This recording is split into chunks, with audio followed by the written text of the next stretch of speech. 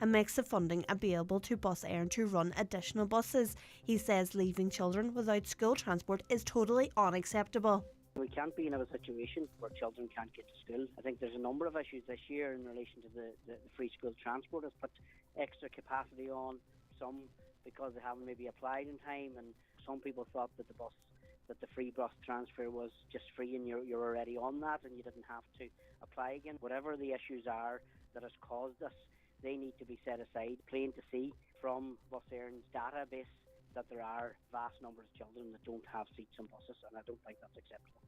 It's emerged that almost 5,000 children from Derry and Strabane district are relying on emergency supports from food banks. Latest figures from the Trussell Trust reveal that there's been a 125% increase in the usage of food banks in the region when compared to figures from 2019 and 2020. Foyle MLA Sinead McLaughlin says the stark figures demonstrates the scale of the cost of living crisis facing people. She says it's a national shame. The fact that food banks actually demonstrate policy failure throughout the whole of the UK and how we're making it now a core component of how we support people in food poverty. I think we've come to the point that it's actually a national shame that we have to still support our people, and many of them are working people out doing a week's work, and still their wages and their support systems are failing them, and they have to rely on emergency food to get by. Landowners are being reminded about their responsibility to trim overgrown hedges and grass verges. Hedge cutting is now permitted following the summer months ban, and the council will be on the main roads in the coming weeks. However, Councillor Michael McClafferty is reminding landowners of the importance of ensuring their hedges are not obstructing the road. He said this is essential to ensure roads are safe for motorists, cyclists and pedestrians. You do have hedges encroaching onto the public road or any road at all, footpaths, etc., walkways, and there's your responsibility as well if you're the landowner adjacent to get it cut back. And other people assume as well that it's all down to the councillors this time of year. Generally along the main road, the N56, they do have a hedge cutter out, but the hedge cutter's there only for a minimal amount of days. So that will do from point A to point B. You may have roads coming on to the main road, then you have junctions and so on. Obviously, a lot of junctions can fall with the landowners then to get that sorted. To weather now, occasional showers or longer spells of rain today, some heavy with a possibility of isolated thunderstorms, some bright or sunny intervals also, highest temperatures of 17 or 18 degrees. That's all for now. We'll be back with an update again at 10 o'clock, but until then, good morning.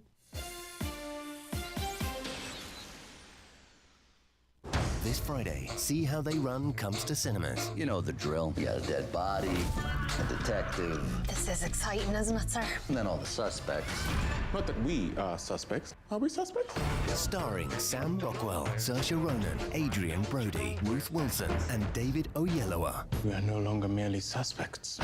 We are also potential victims. But what do I know? So who done it? See How They Run in cinemas from Friday, rated 12A. The 9 till noon show with Letterkenny Credit Union, now offering MyCU current account and debit MasterCard, bringing full banking features, delivered with the same local trustworthy service of your credit union.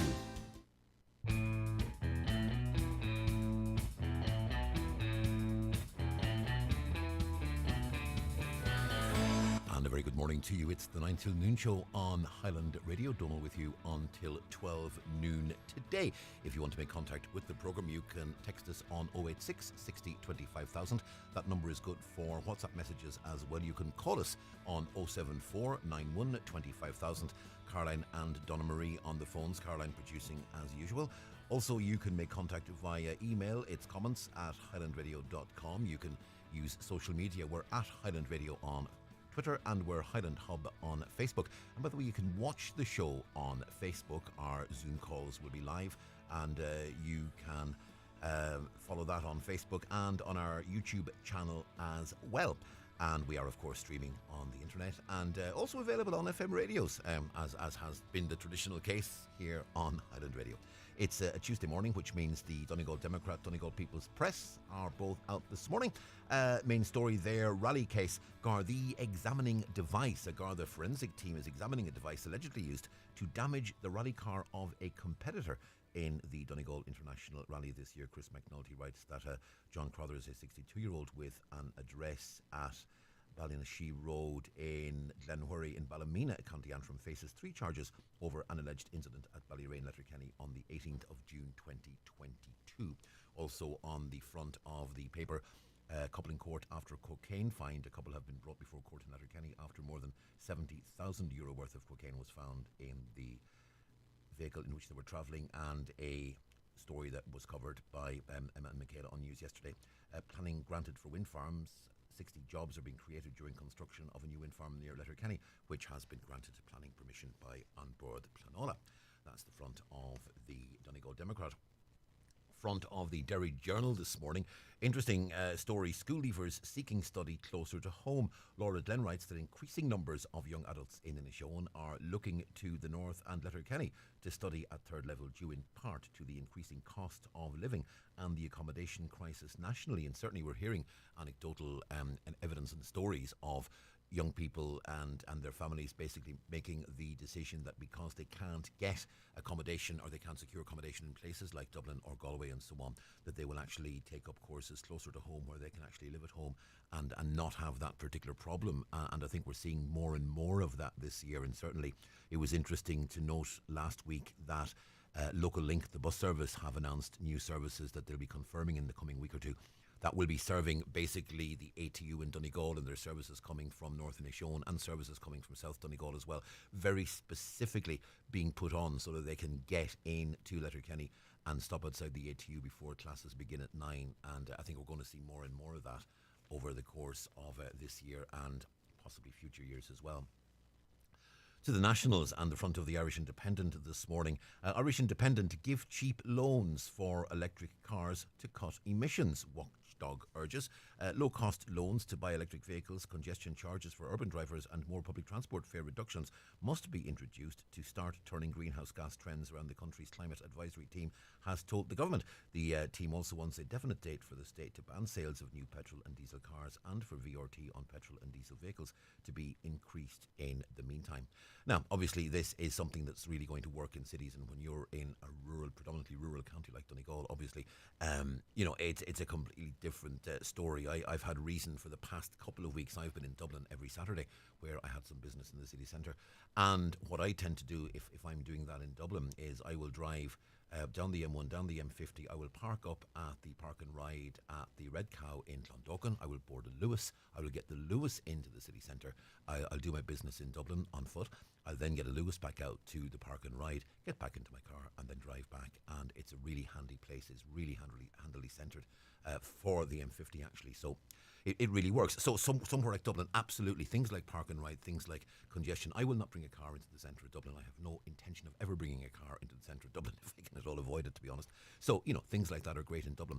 One of the problems is because so much of our policy making is concentrated on Dublin, what you tend to find is all the policy tends to be geared toward Dublin and urban areas, and very often people in Donegal find themselves saying, well, look, yeah, we would love to buy an electric car, but there's like 2 fast charging points within 70 kilometres of my home. So, we need more in terms of infrastructure, and maybe what we need to be doing is looking at more infrastructure in the rural areas as well as in Dublin. And as long as there's a Dublin-centric focus on all the policy that's being made up, then you're going to find it difficult to, perhaps sell the message fully in counties like Donegal.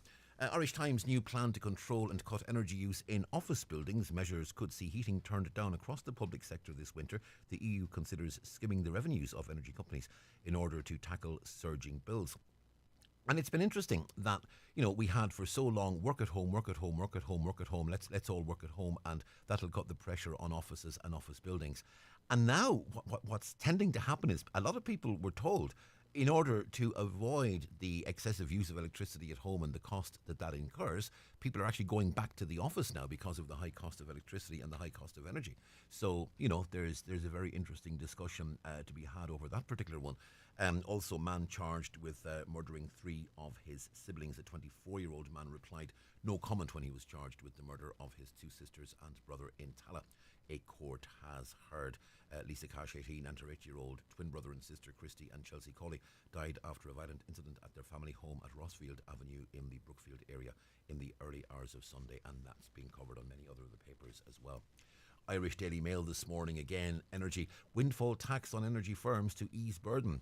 Companies making millions in profits face paying levy on revenues. Energy producers are to be hit with windfall tax, with the government poised to raise revenue. That's according to senior government sources last night, who were adamant that the tax will happen. The mechanics are still being ironed out, along with a suite of measures to tackle the cost of living crisis in the budget, which is now 3 weeks away. And the interesting question now, of course, is, are we going to see some meaningful long-term proposals in this budget, or is this budget effectively going to get us another couple of, here's 100 quid off this bill and 200 quid off that bill? And, is that going to be enough? And I think unless we get something more long-term than, a voucher to get a discount off your next electricity bill, it's going to take more than that. I think it's definitely going to take more than that. Irish Sun, siblings murder charge. Chelsea, Lisa and Christie's bro is in court. Andy Cash, 24, appeared before a special sitting of Dublin District Court last night. That's the front of the Irish Sun. Irish Daily Mirror, unbearable pain of Angel's mum, and a picture of Margaret Cash McDonough, the mother of the 3 murdered siblings, at a vigil in Dublin last night. And the main story, of course, brother charged with triple murder, Andy Cash, 24, appears in court over alleged killings in family home, and front of the Irish Daily Star this morning. Again, slain kid's brother in dock, triple murder charge. Mum weeps at vigil as older son taken to court. Also, a story, Garth's nerves over 5 All-Irelands. And there's a big story about Garth Brooks and how nervous he is about the upcoming gigs in Croke Park. Someone said to me last night, actually, and I have to say, it was an interesting point to make. There are so many Garth Brooks tickets on sale over social media at the moment, and I strongly suspect it's a lot of people just cannot get accommodation anywhere next or near Dublin. So there are so many tickets available on social media. One person asked me last night, is there anybody going to be there at all? Because it seems at this stage, if you want a Garth Brooks ticket, all you have to do is go on Facebook and you are inundated with offers of tickets. So that's the way it appears to be there. They're the papers. As I said, if you wish to make contact with us and comment on any of those stories, comment on any other of the issues that's under discussion on the programme this morning, or indeed, if you want to raise an issue that's been pressing you, all you have to do is pick up your phone and text 086 60 25,000. WhatsApp, use the same number. You can ring us 074 91 25,000. Comments at Highland Radio on email. And of course, you can also use social media, and it's Twitter and Facebook. Highland Hub on Facebook, and it's at Highland Radio on Twitter. We're going to take a short break. Back with our first guest after these. The newspapers are courtesy of Kelly Centra, Mountaintop, Letterkenny. These days, we're all looking for healthy, tasty family meals and lots of variety. The good news is that our fishermen continue to bring us the best of the catch, like fresh Irish hake and haddock. There are so many ways to enjoy them. Try delicious Thai curry with hake or mouth-watering Cajun seasoned haddock. For lots of tasty recipes and different meal ideas, visit boardbeer.ie and look out for Irish hake and haddock next time you're shopping. Fresh ideas, great meals. Don't just do okay in your career. Do great at Allstate. Don't settle, soar. Don't procrastinate. Innovate. Don't do mediocre. Do magnificent. At Allstate. Great work, great life, great people. Where great opportunities await. Search Allstate NI Careers today. The renowned Villa Rose and Jackson's Hotels Ballybuffet are hosting their autumn wedding showcase on Sunday, September the 11th from 1 till 4 p.m. Take the opportunity to view 2 stunning venues on the same day. Let us make your dream Donegal wedding come true at the Villa Rose and Jackson's. Are you in need of treatment or on the HSE waiting list? Come along to our cross-border healthcare information drop-in clinic at Kingsbridge, Letterkenny, Scally Place on Thursday the 8th of September. Our cross-border team will be there from 10 to 5 p.m. to assist you with all your queries and could book you in for an initial consultation at either of our hospitals in Belfast or Ballykelly. Why wait? Email businessrelations@kingsbridgehealthcaregroup.com for further information. McDade's Bathroom, Plumbing and Tiles, serving the Northwest for over 40 years. Explore our showroom with more than 40 displays. Choose from an array of shower doors, shower trays, baths and bathroom accessories. Speak with an expert about tile selection and wall paneling. We also stock an array of plumbing, heating and stove spare parts, as well as a great selection of kitchen mixers and radiators at our trade counter. Our stove department is also available for you to choose a style that suits your needs and complements your home. McDade's Bathroom, Plumbing, Tiles, Buncrana. We're here for you. The 9 till noon show with Letterkenny Credit Union. Do you need to switch your current account or loan? We are now offering MyCU current account and debit MasterCard, bringing full banking features and competitive rate switcher loans. It's 9:15. Let's talk about the new British Prime Minister. As of this afternoon, Liz Truss will formally take over from Boris Johnson. She will travel to Balmoral to meet with Queen Elizabeth directly after Boris Johnson submits his resignation. Now, Liz Truss is an interesting one because she sort of began as a Liberal Democrat. She was a Remainer at the time of the Brexit debate. Now she appears to be one of the most hardline Brexiteers out there, and she has certainly changed over the course of the years. I'd like to say that I'm joined on Zoom this morning by Pat McCart, who is a columnist with the Irish Daily Mirror and no stranger indeed to the 9 till noon show and its predecessors. Pat, good morning to you.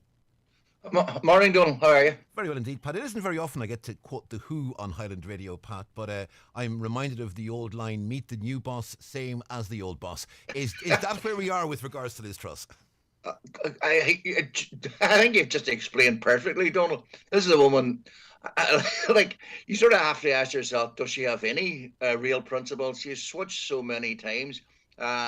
Started off basically as a Liberal and is now probably the most hardline Prime Minister, putatively. I think a couple of people asked, I was watching Channel 4 News last night, and the guy asked, is this going to be the most right-wing government in British history? So, Donal, I really don't know. I don't think anybody knows where we're going with Liz Truss so far. It doesn't necessarily inspire confidence when it comes to what will be some very intense discussions with the European Union about the protocol, about the various elements of the Brexit agreement, because it seemed as though we had resolutions, but now it seems we're even further away than we were 3 years ago somehow.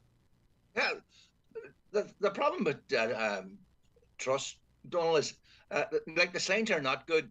Her fingerprints are all over that bill, the protocol bill that just has gone through Westminster and is now at the House of Lords. And I think in Dublin, from reading and listening to various reports, both senior civil servants and senior politicians are nervous. They don't think that things are going to improve much. Now, Michael Martin was very sort of diplomatic yesterday when he said he was looking for a reset and that that he was hoping that things would improve.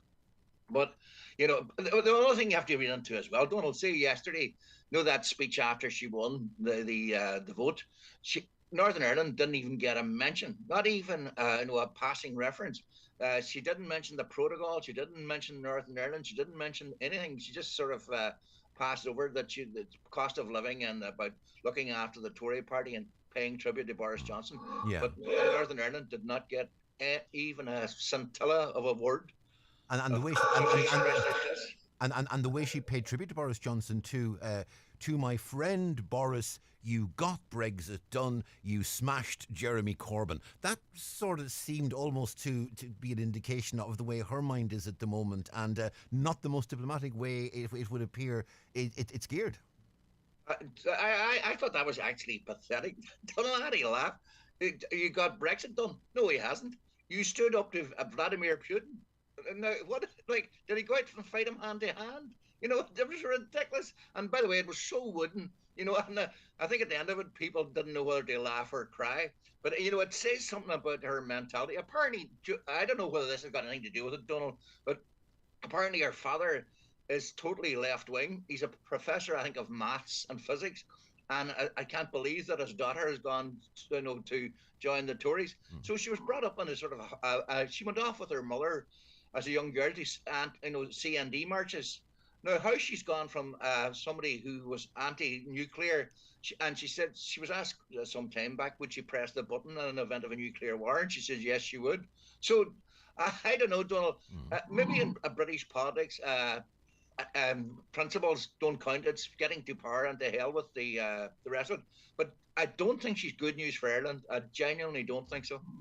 It'll be interesting to see what happens. Now, there is also an argument that says that someone like Liz Truss, who is ambitious, is going to say what they need to say in order to reach the top spot. Now, she has now reached it. So could it be that she will rediscover some of her past principles, or is she just going to keep on running in the direction that she's running at the moment? Because she is something of an unknown quantity in that respect. She isn't that long in the top tier, as it were, and really is one of those who came to prominence after the Cameron-May administrations reached her peak during the Johnson administration. Is it maybe the case that she said what needed to be said while Boris was in power, and now that she's holding the reins herself and doesn't have to be bespoken to anybody else, perhaps the real Liz Truss might come through? Or am I just being a cockeyed optimist? I think you're very cockeyed optimist, Donal, because I'd love to know how many. She's got the support of the ERG group, which is the really right-wing, nihilistic Brexit group, and she has written them, I think, quite a few checks to get their support. So when do they cash them? The other thing as well, Donal, which I found very interesting, last May in Turin, she had a sort of court meeting with Simon Coveney, and apparently they were in some sort of alcove where people could hear what they were saying. Apparently it was really hot and heavy, and she was upbraiding Coveney for not being more supportive of Britain's demands for changes in the protocol. And now, apparently, by all accounts, she was given as good as she got. But halfway during the debate, apparently she was overheard saying, "You're talking about a part of my country." Now, like, with an attitude like that, maybe she should have noticed that Northern Ireland is part of the island of Ireland as well. So that doesn't sort of fill me with confidence. This is a woman who seems to think that the old British rule, like, she's very dismissive as well of Nicola Sturgeon, the First Minister in Scotland. She seems to have some of the worst traits of that old English nationalism that we ruled the world, and like, when we speak, the rest of you should tug your forelocks and get on with it. Now, hey, Donal, that could be totally wrong. Maybe all that was part of the whole thing to get get all your ducks in a row to win the leadership, and then maybe change. Who knows? Yeah, and interesting too that when now maybe it's just that they have to use the formal title when they're making formal announcements. Like, it wasn't noticeable that when the MC was announcing the result, they did refer to the party with its full name, the Conservative and Unionist Party. Yes, yeah. Made several. Now you see, the DUP along the way has totally supported Truss. They like her hardline stand. And Sir Geoffrey Donaldson, I don't know if you heard him yesterday, Donald, but he was saying, we will not be pushed around and we're going to hold out here and so on, so on. And then Michelle O'Neill, almost diametrically opposed, said, it's time the British government stopped pandering to the DUP. We were democratically elected. There's a cost of living crisis here. There's 400 million sitting ready to be spent. In Northern Ireland, you think you have problems in Letterkenny General Hospital. It's far worse in the north. You can't even get an appointment. There's an SDLP councillor whose name escapes me at the minute, but he said he and a constituent sat in his office and he rang a doctor's surgery 154 times. This is about 2 weeks ago. Yeah. And he said they didn't even get a response. Well, there's been several. That's been reported by several. I know certainly Daniel McCrossan, the MLA, reported that as well. Yeah. There's been certainly many politicians across Northern Ireland reporting difficulties. Yeah, but when you can't even get a response, they say we're not giving you an appointment. Yeah. Like, that really is bad. It is. Yeah. In terms of Boris Johnson, his farewell speech last night, he made it quite clear it was littered with references to Greek classicalism, as Boris's speeches always are. But he also was very strong in expressing his full, unwavering and nothing but support for this incoming government. I couldn't help wondering, was that a little bit of a dig at Theresa May, who's been less than overwhelming in her support for him? Yeah, well, I don't. If I was Theresa May, I would have been much stronger. Boris undermined her from day one. You talk about a cuckoo in the nest. He waited until nearly the last minute to resign, but he made sure that when he was resigning, he did as much damage as possible. So, of course, he's referencing Theresa May. But hey, Donal, there's quite a lot. There was a letter apparently yesterday. I didn't see this. This is secondhand. In the London Times, where apparently they're already saying that we need to bring Boris back. And there's quite a sort of underground movement in the Tory party that this guy had delivered 80 seats for us, Liz Truss is sort of the bottom of the barrel in regard to she's very wooden. She's had a charisma bypass. She's not particularly popular. Look at it like this, Donald. She what? I'll start again. She was the lowest of the MPs. She got the least amongst votes from the MPs when she stood originally. She's got, when all the membership of the Tory party is put together, she got less than 0.5%, and she's never won a general election. She's gone of the last 4 elections from the membership, she's got the lowest vote. So she's not an overwhelming success, in terms of Tory support. So this is the woman now that they're expecting to take them into the next election, and they're already 10 percentage points behind Labour. So, if it looks bad for the Tory leadership or the Tory MPs, she could be dumped before the next election. But they're presumably looking at Keir Starmer, and they're saying, look, Keir Starmer isn't setting the world alight either, and Keir Starmer certainly isn't coming across as a Prime Minister in waiting. So from that point of view, if, to put it bluntly, maybe the Tory party's belief is that if it comes up to Truss versus Starmer, perhaps Truss is going to be seen as the least worst of the two. It could be the other way around. Truss is 10 points behind the wooden Starmer. So let's bring back the charismatic Boris Johnson, and we'll have a sort of conflagration of an election come 2024. But they are, Donald, 10 points now. Well, they were yesterday morning. 10 points behind Labour for the first time in about a very long time. And as you said or mentioned earlier on, you crushed Jeremy Corbyn. Starmer is basically a Tory with a Labour suit on. Yeah. And I can't help wonder too, Theresa May, I think history, when it looks back on this past sort of 7-8 years, I think Theresa May is going to come out of it better than anyone else, in terms of that even, some of what she negotiated with Europe and actually ended up getting rejected by her party was exactly what is now being demanded by people like the DUP. She was offering a deal that didn't include the protocol, and somehow what Boris Johnson is being credited with doing is coming up with something better, when indeed what he came up with was actually what the DUP and other unions are rejecting.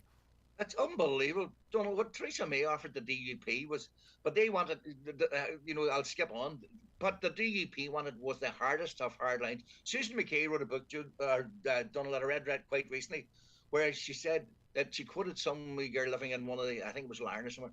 She says the DUP came around here and told us they wanted the hardest of hard borders. They wanted the physical borders up again around from Donegal round to Monaghan, and that we would all be good wee unionists again, and that pokey EU, which was pro-Irish, would be gone. And so that was the whole reasoning behind. No, they didn't say that publicly. In fact, they said they didn't want any borders on the island of Ireland, but apparently that was not what they were selling their constituents. Yeah. What they did get instead was the protocol and so on. Like Boris said, he would never have a border on between any part of the United Kingdom. Well, he has one on the Irish Sea now, so he sold the unions out, and like the unions don't seem to learn that British Prime Ministers, when it comes to their own interests, will do whatever they need to do. Absolutely. Interesting times ahead, it would appear, Pat McCart. For the moment, thanks very much indeed for your perspectives, Pat, and we'll wait and see exactly how Liz Truss turns out, but not optimistic. Not particularly optimistic. Good morning, Donal. Good morning to you, nice Pat. Talking to you. You too. Take care. Bye-bye now. That's Pat McCart there, columnist with the Irish Daily Mirror, and of course no stranger indeed to this programme. Let's take a look at some of your comments before we go for a break. Caller says, I know some families who were to get the family income supplement, you were supposed to have 21 days to get your documents submitted to finalise your application. They were cut off after 7. There are quite a few now contacting the St Vincent de Paul. Considering the cost of art supplies for school is so expensive, that's just one subject. Many secondary schools leave getting supplies until September. It depends on what teachers you have, so the bills can stack up. Indeed they can, and that it's something that a lot of families are facing very heavy costs going back to school now, and it is a difficult one. Caller says, we need another election to vote this government out. My ESB bill has doubled. I've never seen the likes of this before. My heart is going out to all those people who are in dire straits. Caller says, I was a customer of prepay power 2 years ago. Standing charge nearly doubled. I had a dispute about the number of units I was being charged. Their customer service wasn't great. Left when the contract was up. It's a great concept, being able to pay weekly, but it doesn't necessarily always work. Another caller says the government are faced with a choice. They can either sit back and watch the energy companies rob and destroy the economy in order to create a bonanza for their shareholders, as the banks did in 2008, or they can place the companies back into public ownership and take some responsibility. And indeed, I did see that referenced in a few places. People were saying, well, what about France? France can keep the bills quite low, and the response, yeah, but France owns the electricity companies. Caller says my ES bill, my my last ESB bill was 135.86. This one is 225.46, and there's just two of us in the house. So says a caller.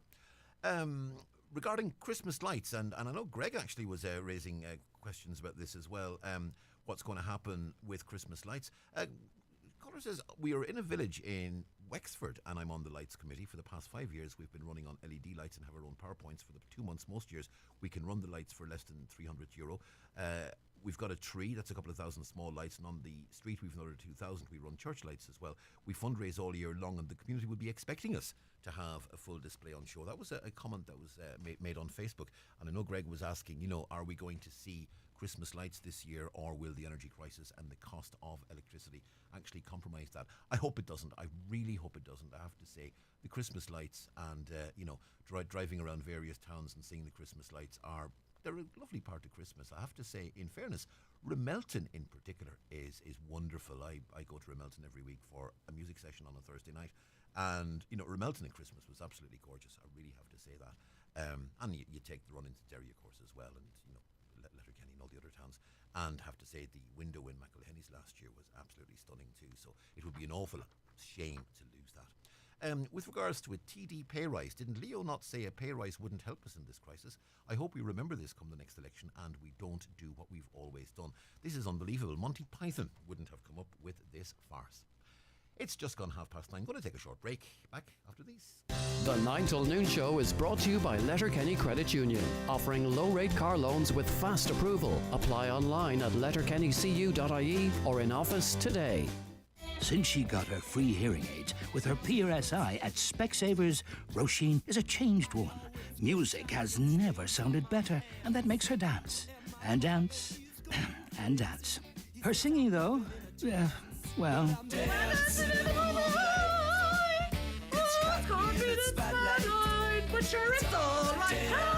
Free hearing aids with PRSI at Specsavers. Music to your ears. Find out more online. Terms and conditions apply. Alzheimer's Memory Walk takes place on Sunday 18th of September. Will you join us and walk for the 64,000 people living with dementia in Ireland? Register now for your pack and find a walk near you at memorywalk.ie or call us on 01 207 3800. Let's walk together. Alzheimer Memory Walk, supported by Irish Life. Save on your shopping at Kelly Centra in Letterkenny. In store, you'll find the Great Value Central range and a super selection of fresh produce, including fresh meat. Many back-to-school favourites are half price. Find all your day-to-day needs with great mega deals every week at Kelly Centra, Mountaintop, Letterkenny. Breedon's Furniture, Cooley-Maville. With over 40 years of experience in furniture and floor coverings, they've got Irish-made furniture, suites, beds, mattresses, dining, flooring, slide robes and occasional furniture. Great prices and large selection now available at Breedon's Home Furnitures, Cooley-Maville.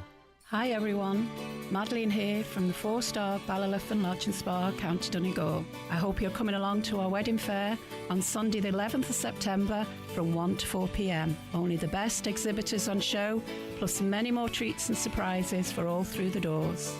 One fair not to be missed, the 4-star Ballyliffin Lodge and Spa. Find the perfect colour scheme for your home with a free in-store colour consultation at Foy & Company. Fleetwood colour expert Shelley Leslie will be in Foy's Ballybuffet store on Thursday the 8th of September and in the Letterkenny store on Friday the 9th. To book an appointment, call Ballybuffet on 9124444 or Letterkenny on 91-21925. Find the perfect colour scheme for your home at Foy's. Text 086 60 25,000. And you're welcome back to the programme. I mentioned yesterday on the programme that I had reason to be in Killybegs just over 2 weeks ago, and had a very enjoyable afternoon there, and was very impressed with the way Killybegs is looking. And indeed, it's set to get even better. There's a regeneration meeting taking place in the Tower Hotel in Killybegs from 3 to 7 on Thursday of this week to discuss the regeneration of the area. There is a €5.4 million redevelopment plan under the Killybegs 2040 Town Project. Let's go to Zoom and say good morning to the Cathaoirleach of the Donegal Municipal District, Councillor Niamh Kennedy. Niamh, good morning. Good morning, Donal. Good morning to your listeners.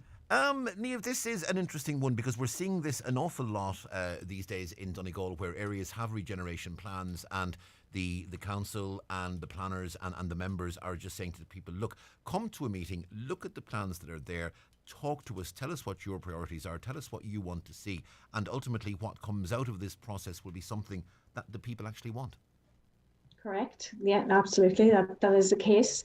Some people will say that's not the case, but others will say, yeah, it's great. It's exactly what we need and what is required for the area. It kind of started off originally as a plan for the Island House building, which is down on the pier. It used to be called the Harbour Store, which would be locally known as. And that building has been vacant and empty for years, and it belongs to the Department of Marine, Department of Agriculture. So there was an idea at a stage back to facilitate or put something into that room for public conveniences, which were badly lacking in the town, and considering the fact that we get so many cruise ships in as well as other visitors, there was a problem with public conveniences. So that was the start and a kind of an idea, I suppose. And in 2018, we thought about doing a master plan for the town. And in 2019, we applied for the RRDF fund and were successful. Initially, it went in for just the building, but it came back to say that the department wanted more of a grand plaza in the town centre to incorporate the new build. So that's exactly what the plans were, and that's yeah. And essentially, you mentioned the cruise ships because in many people's eyes, Killybegs is a fishing harbour, and people have a utilitarian view of Killybegs. It's a workplace. It's a place where things get done. But I mean, I think more and more Killybegs is becoming recognised as a tourist destination in its own right. And certainly, I mean, I would have a bit of an interest in the cruise industry myself, and I was in Killybegs. I was there to actually look at a ship because it's a new company had their new ship in for the first time this year, so I wanted to go down and have a look at it. And on their website, certainly the comments that are coming back from people, you know, who were, and this is nothing to do with Killybegs or Donegal, this is that the cruise line's own Facebook pages and Facebook groups. The comments coming onto those groups were very positive about Killybegs. People that, you know, stayed, some people just stayed and walked around, some went to Schliefleague, some did the journeys obviously, but many people just got off, walked around, and I would do, if I cruise, I will do that quite a bit myself. I'll just stay in the town I'm in. And, you know, there is a huge potential for that. And they were very positive. And people saying, oh, really like this town, it's a really good town. And maybe we're starting to see Killybegs recognised as a tourist destination in its own right now. Absolutely. I mean, and it's not to say that both don't work in tandem, which they do. I mean, the fishing industry has its season and the tourism industry has its season as well. So both can work very well together. And when both parties do work well together, it really is a key to success. And it's quite unique in the country, really. I suppose Dingle would be another town that would be a similar scale, not scale as in size, but with the fishing industry and the tourism. We are way behind Dingle, but we certainly are getting there. And you can see it and you can feel it, and the feedback, as you said, has. Yeah, we've been. Well, what Killybegs always reminded me of actually is where I grew up in Waterford, and an area very close to us is Dunmore East. Mm-hmm. Now, Dunmore East is both a fishing port and a tourist destination, and both. And so I grew up going to Dunmore East every year, and that operates both. You know, equally and always has done. So, I mean, you know, it isn't any strange thing to see a fishing village. Dunmore East is nowhere near the size of Killybegs, but it would be a reasonably sized fishing harbour in that respect. So, absolutely, you know, it can be done. The two can work hand in hand. In terms of this regeneration, we're talking about Killybegs as a potential tourist destination. We're talking about visitors, but Killybegs is also home to several thousand people. and has the capacity to expand. So you're also saying is the other balance we have to draw is, okay, we want to meet the needs of visitors and meet the needs of cruise ships and meet the needs of the industry and meet the needs of the fishing community. But we also must meet the needs of Mary and Johnny and Billy and Jack who live up the road. Absolutely. And that's what this is about as well. It's about our community, and it's about making the best for our community possible. We've done a lot of work on it, as you've seen. We've done a lot of paint jobs, a lot of bright colours again, and all of that to make it a more pleasurable place for us all to live in and to enjoy, and indeed to take pride in. And there's a big pride in the town now, to be perfectly honest. Everybody's doing their bit. There's a lot of people out watering plants. There's a lot of groups coming together. There's a lot of litter picking going on. All of those things that should be done when you have pride in the town. But yeah, the town centre project itself then is going to be like a plaza or civic space for people to enjoy. We can have, if we want markets on it, we can. If there's a band is coming, if there's festivals and events on, that's where it'll be. They also, with the public conveniences, it'll be in the ground floor of the new build. There'll also be the new tourist office, which is very, very important then for everybody to come in. There'll also be history and heritage of the fishing industry in the town as well. And we're hoping to have that on the top floor. So we'll have like an internal civic space for people to come in the bad weather if they want to know the history of the town. We've got lovely storyboards all along the shorefront, but they now will be also internally inside in a bad day. And especially too when you've got the likes of people coming and they're waiting on one of the boat trips or waiting on a bus tour, they can all sit in there and wait and enjoy the pleasures and look down on the boats. And it's just the start of a really, really exciting time for Killybegs. The initial plans will be on display, as we said, in the Tara Hotel on Thursday between 3 and 7. What can people expect when they come down to take part in this? Well, the regeneration team will be there, and they were there from the beginning. They were there already back in 2019 at the start of it all, and they had promised that they would come back and let the public know what it was that they were doing and how they were working it. Some people felt, initially that, there wasn't enough parking. And people were very upset about the fact that we were going to lose car park spaces. But we've been guaranteed by the team that we won't lose car park spaces. And indeed, part of that $5.5 million project, there's land acquisition involved in that. So there's a car park purchased within that as well. So that's very important. And it'll be very important to stress to the council that, you do not uproot car park spaces until you have the other car park ready. That has to be a given. That's the most important part that people in the town, and particularly the businesses around the Diamond area, are feeling we're going to be really uprooted by this. So we want to try and reassure everybody that we're going to do this in phases and how it's to be done, and to make sure that we have the least inconvenience as possible for the people in the town. Where I parked when I was there was actually parked over just down from St. Catherine's Well there, that car park over by the harbour. And I actually didn't know that was there. I stumbled upon that car park by accident almost, and I actually found that a really handy place. Okay, it was a little bit of a walk into town, and obviously if there was any mobility issues, it would be totally unsuitable. But for those who were mobile, I found that a really handy car park to use. Plus, it gave the chance then to walk up walk up to the well, and actually walk right up to the top over by the ruin of the church at the top there. And that's a lovely little point up there. I'd say a lot of people don't know about. Yeah, it's absolutely beautiful. I mean, it's really our little star attraction, really. And when you go into the tourist office, it's one of the things that people will tell you where to go. And they say, "Oh, have you been up to St. Catherine's Well, to the church and graveyard?" There's a lot of work going on there at the moment. It's been fabulous. We've got an awful lot of funding over the last number of years from both the Heritage Council and Donegal County Council. So the works is going on that church to stabilise it, and there's great history there. And so that's all happening. So there's a lot of different groups and a lot of different people doing different things and combining it all in the end to having a really successful product for the town. So we're delighted with it. And that car park is great, absolutely brilliant. Yeah, it is. And I have to say, I was really, as I say, I don't spend a lot of time in Killybegs, but I'll be spending a lot more because I was really impressed last time I was there. Also had the nicest ice cream I've had all summer in Killybegs as well, which also helps. Found a great little place selling homemade gelato. Absolutely fantastic. Really enjoyed it. So I mean, it's great to see Killybegs, and I think Killybegs is probably going to come on more and more as a spot for visitors. There's great food attractions there as well. One in particular that would draw me to Killybegs time and time again. I won't mention which food truck it is, but I think a lot of people will be able to guess.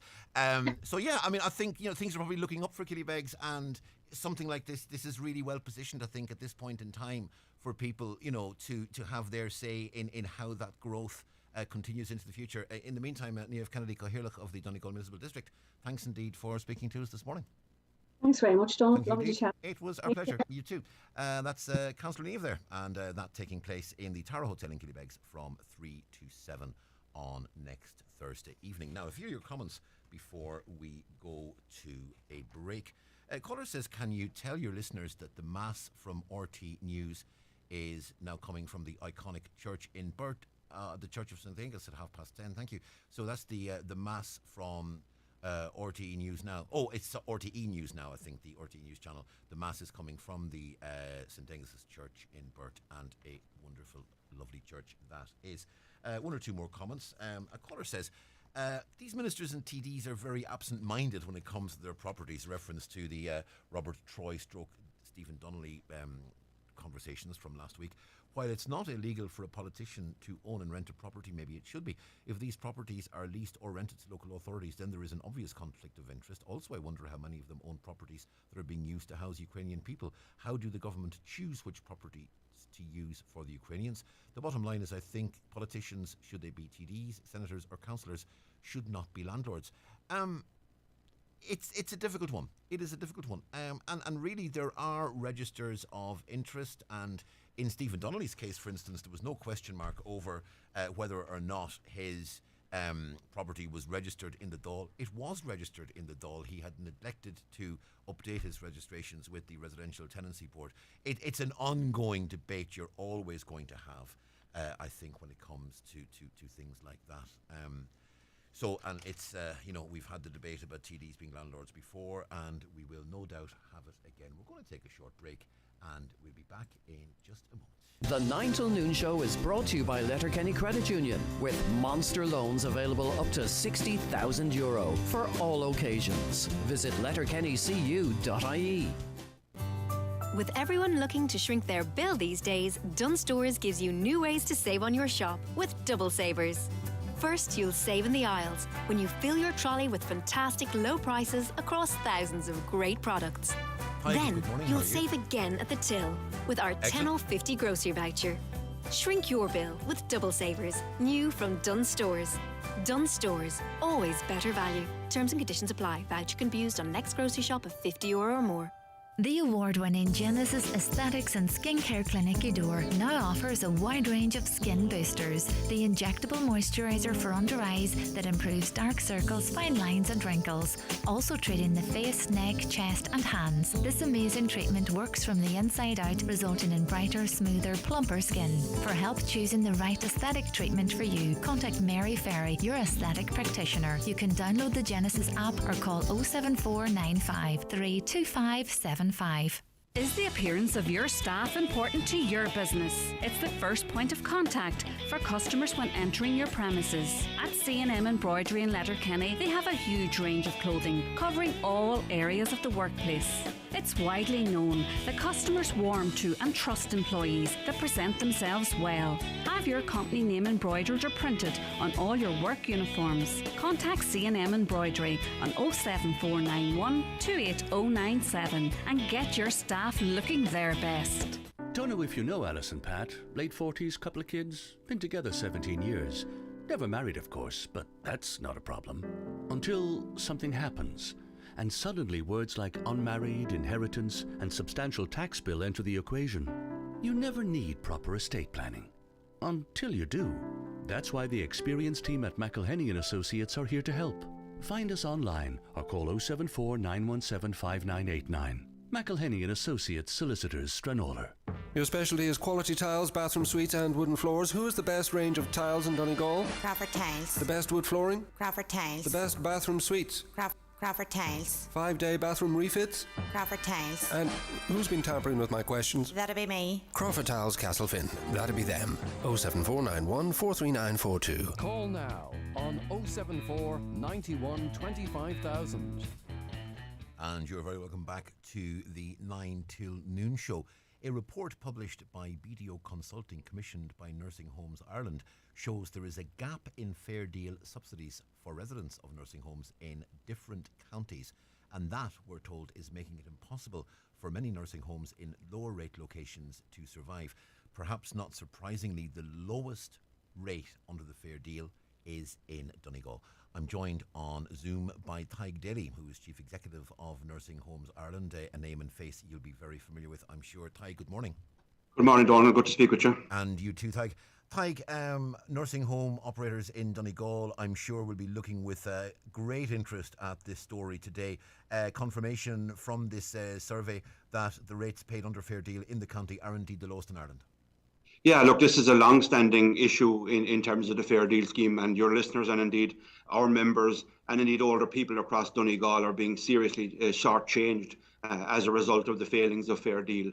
We've seen in the last number of weeks where there's been a significant number of closures of nursing homes, and I suppose what's highlighted by this report again is that if we don't take action to stem that tide and to ensure that we resource older persons' care appropriately, there could be further closures. And Donegal, I suppose, is very much in the news as a result of this finding that it is the lowest in the country.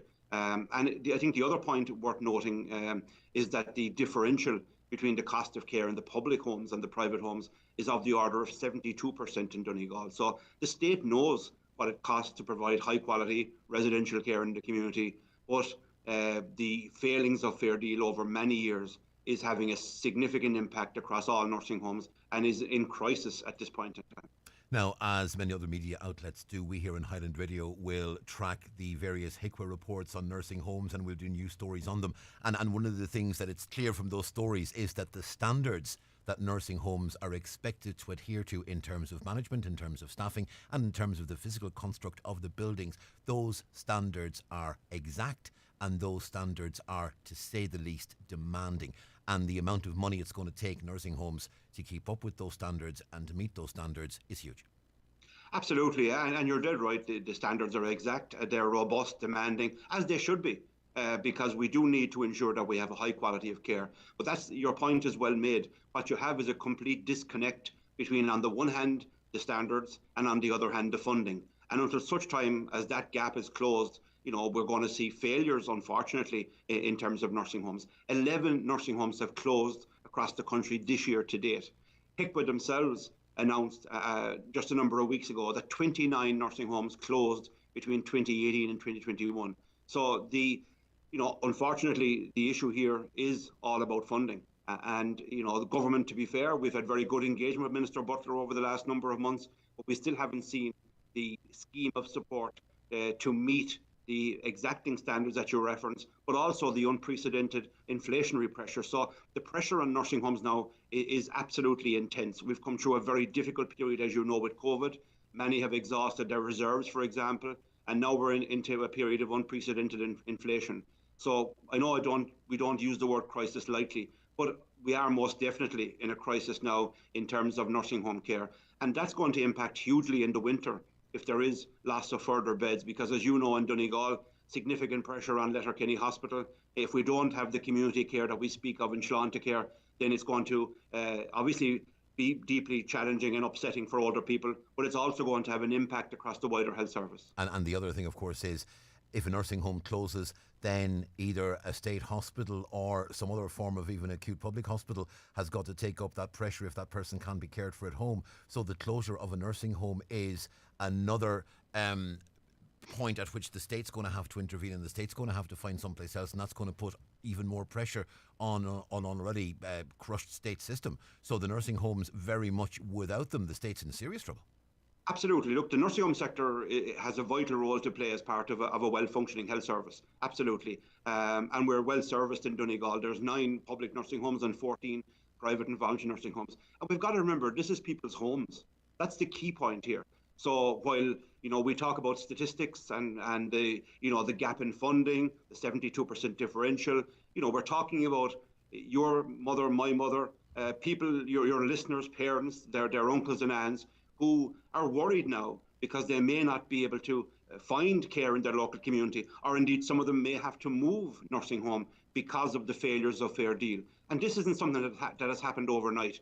We have flagged it a number of years, and many government reports have also highlighted this. So now is the time for action on 2 fronts. We need an immediate support scheme to stabilise the sector and, I suppose, to inject badly needed confidence into the sector. so that we can get through what is going to be a difficult winter. And then we need to sit around the table collaboratively with government, with the HSE, to ensure that we can have a sustainable long-term care sector that we can all be proud of and that can meet the needs of the community in keeping with the government policy ultimately of Schlein to care and reorientating services from acute to community. This policy of underfunding of Fair Deal is driving matters in the completely opposite direction. Obviously, you're having regular meetings with department officials, with ministers and with politicians at all levels. Are you getting any indication from them that this is going to be addressed, even that there might be something in the budget in 3 weeks' time that might bring succour to your members? Yeah, look, we'd be, dare I say, confident. I mean, we met the Minister, would you believe, on the 29th of March of this year. That was our first engagement on the inflationary pressures. We've had a number of meetings over the last number of months. And to be quite frank, we were expecting a scheme to be in place from the 1st of July. What has happened since then has illuminated and has created even further crisis. So absolutely, we'd be expecting a dedicated funding stream for nursing homes. You know, we don't want general measures that are for business generally. They will be introduced obviously as part of the budget, but there needs to be a dedicated, targeted funding stream for nursing homes and for the care of older person, ideally pre-budget, so that we can inject, as I say, the badly needed confidence back into the system, and also to older people, so that they're not worried about is their nursing home going to be in difficulty in the weeks and months ahead. It's one obviously we'll be keeping a very close eye on. Before I let you go, there is one question I want to put to you, and it's a question that we've been asked by one or two staff members in nursing homes, and it's with regards to the €1,000 COVID payment and whether that is coming now. Obviously, we know there's been delays in getting it in the public sector, not to mention the private sector. What's the process? Presumably what has to happen is there has to be discussions between the operator of the nursing home and the department and revenue before this can come through. Are those discussions taking place? What is the story at the moment, do you know? Yeah, look, this is a hugely frustrating issue, Donal, to be quite frank. The decision that was announced on 19th of January was the right decision to include the staff in the private and voluntary nursing home sector. But nothing has happened to date. Just last week, we understand that the HSE published a tender to seek an external company to process this payment. So this is a further slap in the face to the private and voluntary sector. The staff who work so hard on the front line, many of our listeners would know them and would be well aware of the fact that people put their own lives on hold to care for those who are most vulnerable. So at this point in time, there's been no payment to staff in the private and voluntary sector. Our position is absolutely unequivocally clear. From our point of view, we need the government to set a date, communicate that to all of us, and deliver on that. Because 8 months on, it's just frankly not good enough. And obviously, there's going to be revenue implications, and the accountants and your members, when processing wage slips, are going to have quite a lot to do. So there has to be the discussions between your members and the government, or this agency that gets the contract to get this payment done. Absolutely. In the meantime, we could have processed this to date. I mean, there is a temporary assistance payment scheme in place. The sector is well capable of processing this payment. The issue is, as you say, around the fact that it's tax-free. So there has to be some engagement with the revenue commissioners. But, from the staff point of view, all I can say to them is that be assured that Nursing Homes Ireland and the others is continuing to represent to ensure that it's paid promptly and without further delay. Tadhg Daly, Chief Executive of Nursing Homes Ireland, thanks indeed for speaking to us this morning. Thank you and good morning. And good morning to you. That's Tadhg Daly there. Interesting story that the Fair Deal payments in Donegal are lower than in any other county in the country, and concerns that the sector could see some closures if this situation continues. Right, it's just 2 minutes to 10. Going to take a short break. News and obituaries with Emma coming up. At Lloyd's Pharmacy this winter, we know how to help give your family big protection against the cold and flu, and make big savings with our amazing buy one get one half price offer on selected vitamins and supplements. Shop and save online, in store, or using our app. Lloyd's Pharmacy. Say hello to the people that know. Terms and conditions apply. With selected models readily available, it's time to treat yourself to a brand new car. Our Nissan lineup is unbeatable in their class. Call today or visit us in Letterkenny or Malin, or visit imotors.ie. Do you suffer from high cholesterol, menopause symptoms, digestive issues, anxiety, aches and pains, or a lack of energy? The highly trained team at the Natural Way Letterkenny can provide advice on natural remedies for a number of individual health issues. The Natural Way also has its own brand of herbal treatments to help fight fatigue, relieve digestive discomfort, maintain a healthy immune system and alleviate common menopause symptoms. The Natural Way at Letterkenny Shopping Centre, your one-stop health shop. Sabrina Robb here from Donegal Hearing Clinic. If you're struggling to hear everyday conversations or find it difficult to understand people in a crowded room, you may have hearing loss. Problems like these are common and we're used to helping people resolve them. We offer hearing assessments and will discuss your options. You can call us on 074 91 88 470 or visit donegalhearingclinic.ie. Life sounds brilliant with Donegal Hearing Clinic, Letterkenny and Buncrana.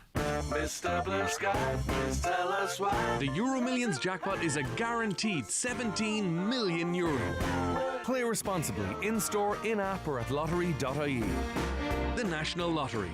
It could be you. Brian McCormick Sports in Letterkenny are looking to sign some new team players to work part-time on Tuesdays and Wednesdays for a minimum of 16 hours per week. Also, part-time positions for third-level students are available on Fridays and Saturdays. Retail experience is not necessary, but would be an advantage. See Instagram or Facebook for details, or apply by email to office@bmcsports.ie. Live, on air, online and on the Highland Radio app. This is Highland Radio News. Good morning, it's 10 o'clock. I'm Emma Ryan. 2 men have been charged with a number of drug-related offences and they're both due before Derry Magistrates Courts this morning. The men, aged 24 and 28, have been charged with offences including possession of Class B and C drugs. This follows a search of a vehicle on Sunday night close to the Foyle Bridge in the city. A case will now be reviewed by the Public Prosecution Service.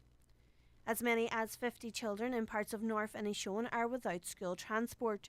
Bus capacity issues are continuing to affect students in the Glengad, Malin, Culdaff, Carndonagh and Clonmany areas.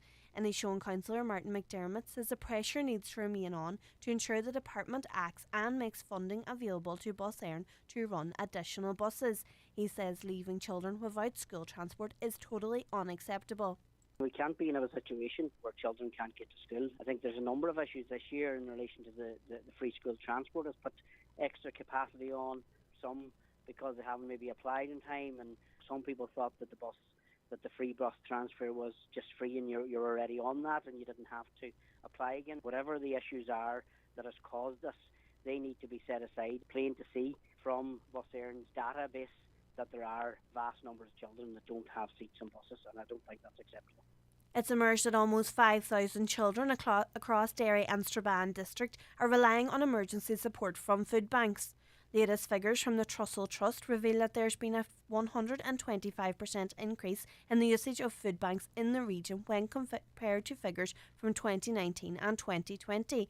While MLA Sinead McLaughlin says the stark figure demonstrates the scale of the cost of living crisis facing people. She says it's a national shame. The fact that food banks actually demonstrate policy failure throughout the whole of the UK and how we're making it now a core component of how we support people in food poverty. I think we've come to the point that it's actually a national shame that we have to still support our people, and many of them are working people out doing a week's work, and still their wages and their support systems are failing them and they have to rely on emergency food to get by.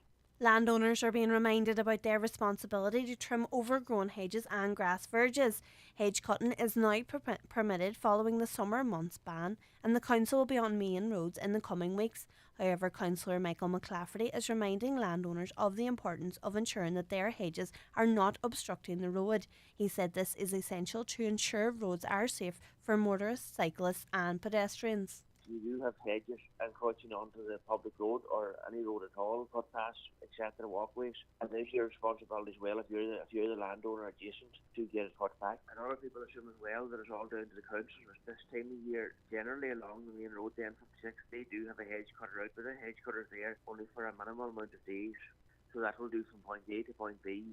You may have roads coming on to the main road, then you have junctions and so on.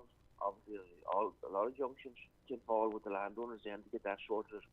A man has appeared in court charged with the murders of his siblings in Tala in the early hours of Sunday morning. 18-year-old Lisa Cash and her 8-year-old twin brother and sister Christy and Chelsea Colley died after they were attacked and stabbed at their family home in Rossfield Avenue in the Brookfield area. Claire McNamara reports. Andy Cash, with an address at Rossfield Avenue, appeared before Judge Patricia McNamara at a special sitting of Dublin District Court last night. During the brief hearing, Garda Rob Whitty gave evidence of arrest, charge and caution. He said the accused was arrested for the murder of Lisa Cash and Christy and Chelsea Colley at 7:43 p.m. He was then charged with the 3 counts of murder. Dressed in a grey sweater, black tracksuit bottoms and runners, Andy Cash did not speak during the brief hearing. There was no application for bail, as bail cannot be granted in the District Court in a murder case. Judge McNamara granted Mr Cash free legal aid and remanded him in custody to appear again by video link at Cloverhill District Court on September 9th. And finally, Boris Johnson has delivered his farewell speech outside a packed Downing Street. The outgoing British Prime Minister will now fly to Balmoral in Scotland to meet the Queen and officially resign. Giving his farewell speech, he looked back on his government's record, listing what he sees as achievements over Brexit, the war in Ukraine and the COVID-19 vaccine rollout. Mr Johnson said he would offer the new government his full support. Let me say that I am now like one of those booster rockets that has fulfilled its function, and I will now be gently re-entering the atmosphere and splashing down invisibly in some remote and obscure corner of the Pacific. And like Cincinnatus, I am returning to my plough, and I will be offering this government nothing but the most fervent support. To weather now, occasional showers or longer spells of rain today, some heavy with a possibility of isolated thunderstorms, some bright or sunny intervals also, highest temperatures of 17 or 18 degrees. That's the news for now. We'll be back with an update again at 11 o'clock, but until then, good morning.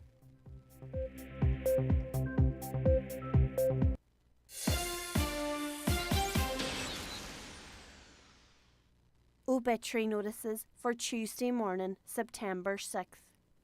The death has occurred of Elizabeth Devaney, née Floyd, 52, Drumnabbey Park, Castlederg. Elizabeth's remains are reposing at her late home. Funeral from her late home tomorrow morning at 10:30 a.m. for Requiem Mass at 11 a.m. in St Francis of Assisi Church, Drumnabbey. Interment afterwards in the adjoining churchyard. Family flowers only please. Donations if desired to the Donegal Hospice, care of any family member or Liam Collins's funeral director. The Mass can be viewed live via the parish webcam. The death has taken place of Maggie Doherty, Jack, Cull Keeney, Malin. Remains reposing at her home. Funeral from her home on Thursday morning at 10:15 a.m. for 11 a.m. Requiem Mass in St Patrick's Church, Ahaclay, Malin, followed by burial in the adjoining graveyard. Family time please from 11 p.m. to 10 a.m. Family flowers only please. Donations if desired to the Donegal Hospice, care of any family member or Liam Collins's funeral director. The death has taken place of Mick Doherty, Tulla Clonmany. Remains reposing at his late residence. Funeral from there tomorrow morning at 10:30 a.m. going to St Michael's Church, Urris, for Requiem Mass at 11 a.m. with burial afterwards in the adjoining cemetery. Funeral Mass can be viewed on churchservices.ie. The death has taken place of Patsy Patton, Ahanagari, Ramelton. Remains are reposing at his home. House private to family and close friends. Funeral Mass can be viewed on churchservices.tv. Family flowers only. Donations if desired to the Alzheimer's Society, care of Patrick Sweeney funeral directors. The death has occurred of Mary Donaghy, née McNally, Ballylinn, Ramelton, and Inishkeen, Monaghan. Removal from there at 10:20 a.m. this morning, going to St Mary's Church, Ramelton, for 11 a.m. Requiem Mass. Burial in the adjoining graveyard. The funeral mass can be viewed on churchservices.tv. Family flowers only. Donations in lieu to the Donegal Hospice, care of any family member or McAteer funeral directors. And the death has occurred of Eamon Strain, Gortnaski, Burnfoot. His remains are reposing at his late residence. Funeral from his home this morning at 10:15 a.m, going to St Mura's Church, Fawn, for Requiem Mass at 11 a.m, followed by interment in the adjoining cemetery. Eamon's Requiem Mass can be viewed on churchservices.tv. Family flowers only, please. Donations in lieu, if desired, to COPD Support Ireland, care of any family member or Murphy Funeral Directors. For more details, including any family health guidelines for wakes and funerals, please go to highlandradio.com.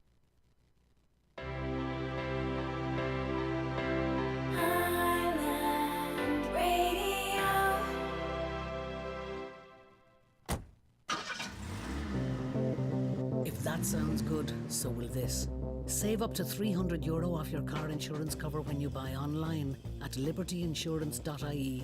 That's based on a 25% discount for new policies. Up to €300 off your car insurance. That's money for living. That's liberty. Future-proof. Subject to a minimum premium and applied before optional covers. Acceptance criteria, terms and conditions apply. Liberty Seguros Compañía de Seguros y Reaseguros S.A., trading as Liberty Insurance, is authorised by the General Directorate of Insurance and Pensions Funds in Spain and is regulated by the Central Bank of Ireland for conduct of business rules. The 9 till noon show with Letterkenny Credit Union, now offering mortgages with life cover provided at no additional cost. Letterkenny Credit Union, 9102127. This is the second hour of the 9 till noon show. Donal Kavanagh with you until 12 midday.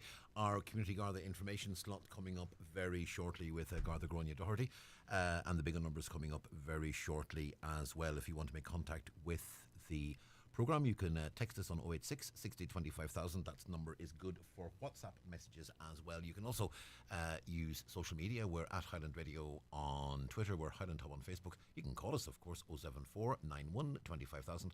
Caroline and Donna Marie taking your calls outside. And you can, of course, use, as I said, the 086 60 25,000 for both texts and WhatsApps. Just some comments. Last week there was a lady referenced on the programme who had a really high electricity bill. Now, one caller says, tell that woman not to pay until the company can show her when a calibration test was done on her meter. They will not be able to show this, as many meters have never been calibrated, and without that the ESB would not have a leg to stand on in court. It's an interesting observation. The one thing I would say is, if anyone is contemplating any sort of a legal challenge like that, I would take independent legal advice, and please do not base actions on a comment on Highland Radio. I've no doubt the caller is anything but sincere, but if you are considering any form of a legal approach like that, please do make sure you do take independent legal advice yourself. Caller says, I think Paddy Diver should try and get into government. Paddy is just like the rest of us. He knows what life is all about. He wasn't raised with a silver spoon. A lot of people too saying we need another election in this country. Just so many stories about inflation, the cost of living, students, etc. Caller says, look, I blame the Irish people. We're just sitting back and taking everything the government gives us. It's time we woke up. We're being talked about all over the world for being so silly. The caller says, after the past 2 years, anyone who still thinks Sinn Féin are an opposition party needs their head measured. Indeed, many will tell you they do believe that Sinn Féin will be in government after the next election. As our representatives